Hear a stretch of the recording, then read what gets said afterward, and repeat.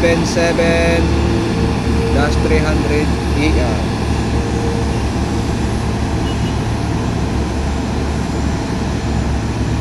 Ganyan po ang tawag na pushback, yung nagtutulak ng eroplano. Kasi yung iba ayaw maniwala na tinutulak yung eroplano eh. Ano nakikita nyo yung maliit na yan sa harapan ng eroplano, ayan ang tumutulak. Ayan ang trabaho ko. Yan.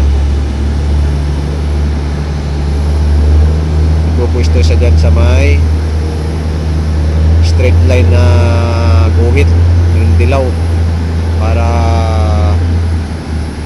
pag natuwid na yan, iiwanan na ng pushback yan dyan. Bahala na yung piloto magpatakbo ng eroplano niya. Saka pupwesto pa yan doon sa kabila, doon sa ano na yan, doon sa runway, para lumipad. Medyo malayo-layo pa yun.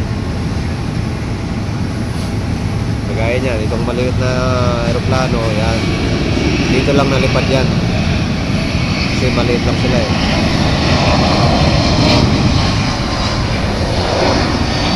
Pag malaki, nandun sa main na ano yan, runway, malaki talaga. Ayan o, si Chief Engineer Gatmaitan nagtatag.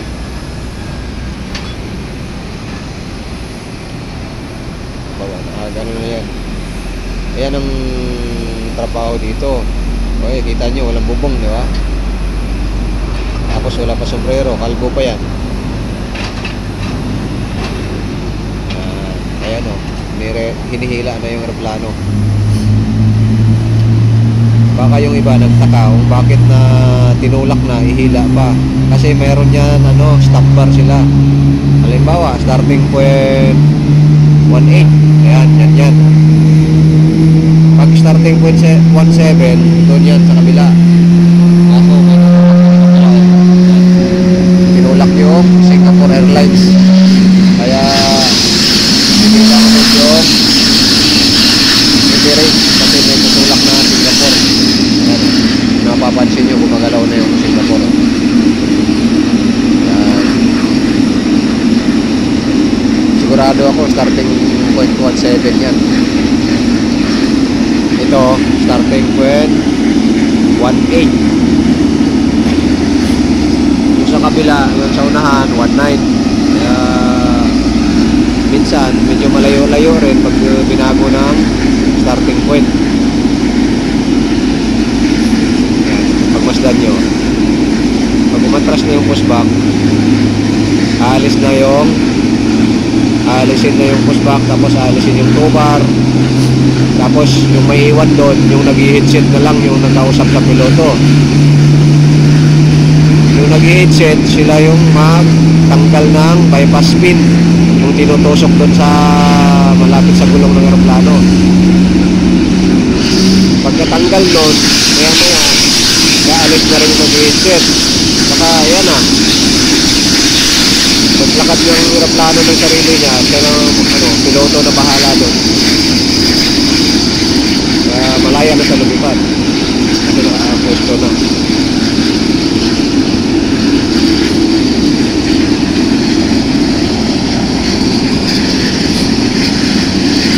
Babastan nyo lang ha. Ayan, mapapansin nyo pinaglalakad sa tao.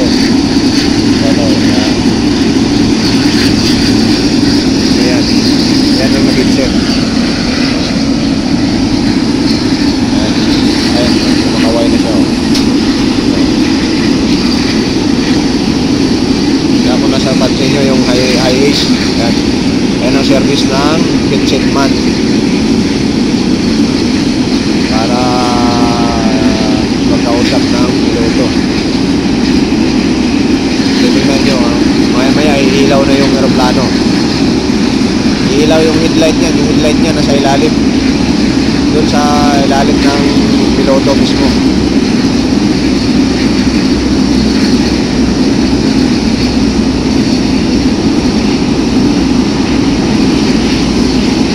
Ayan na, malapit na yan kasi ano na yun.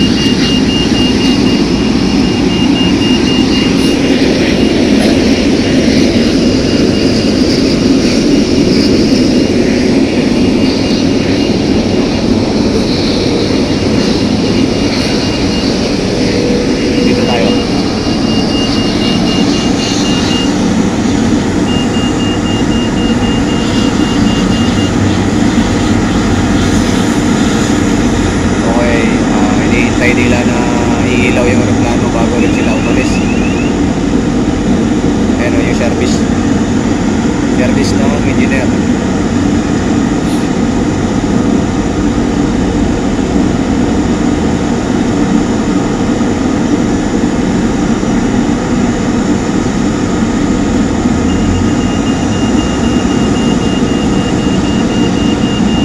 So yan nga, medyo matagal-tagal pa.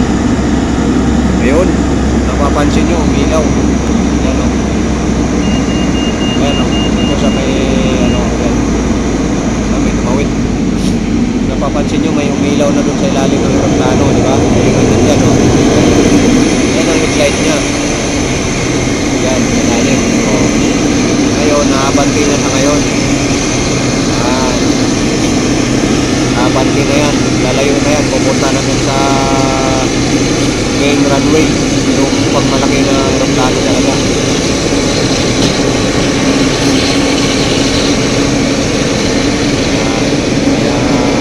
Safe flight.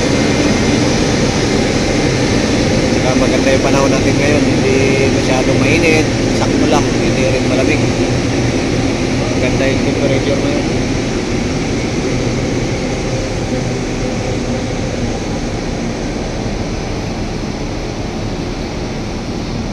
Yan, okay na. Salamat sa mga nanood.